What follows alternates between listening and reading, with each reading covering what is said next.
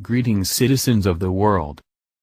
Over the past week, Americans have been embroiled in a heated debate over professional athletes kneeling in protest during the playing of the national anthem, a move seen by many as disrespectful to the flag and the men and women who have fought and died to defend the ideals and principles symbolized by that flag and anthem. Then, one of the worst tragedies in recent American history struck in Las Vegas, and while a murderous embodiment of evil opened fire on a massive crowd at a concert from an elevated position, the same sort of people who are honored and represented by the anthem and flag rose to the occasion and displayed exactly why so many hold them in high regard.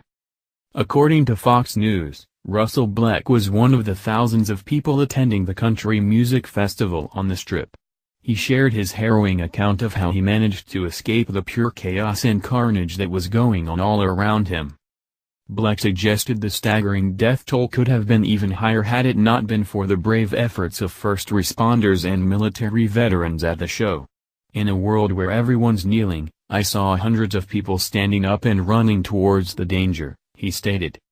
He spoke of how people used their bodies as shields for others, coached those around them on how to avoid being a target, guided others to cover and safety, broke down barricades to use as improvised gurneys and even used their fingers to temporarily plug bullet wounds until medical care could arrive on scene. Black recounted how the gunman was seemingly using an automatic weapon to spray the crowd and how the design of the concert venue ultimately created a bottleneck that trapped many concert-goers inside the free fire zone as if they were fish in a barrel. "If you fire a round into that crowd, you're going to hit somebody," Black said. There was no escape, it was horrible.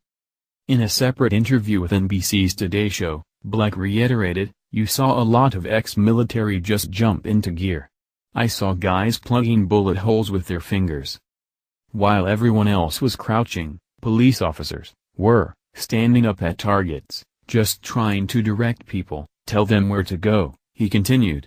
"The amount of bravery I saw there, words can't describe what it was like." Of the shooter, Black said, "He was just spraying the crowd. He was relentless. There was no stopping. You had 5, maybe 8 seconds to move from cover to try to move and get out of there as he reloaded." Black didn't realize until later that the gunfire had been coming down from the 32nd floor of the Mandalay Bay Hotel that was across the street from the site of the concert, instead thinking at the time that the murderer was on the ground working his way through the crowded venue. "There was just no telling. And then it would echo throughout the area, so nobody knew where to go," he said. "And then all of a sudden people would run away from a safe area, but you didn't know if it was safe. It was just absolute chaos and carnage." Yet, despite the unknown location of the shooter and the certain danger of uncovered movement, many men and women pushed those concerns aside and bravely stood in defiance of the withering hail of bullets to serve their fellow human beings in a time of crisis. That is what America is all about, and that is why we stand respectfully for the flag and national anthem, in honor of those kinds of people, people who truly make our nation the greatest on earth. Please share this story on Facebook and Twitter so everyone can see what one survivor of the Las Vegas massacre had to say about the bravery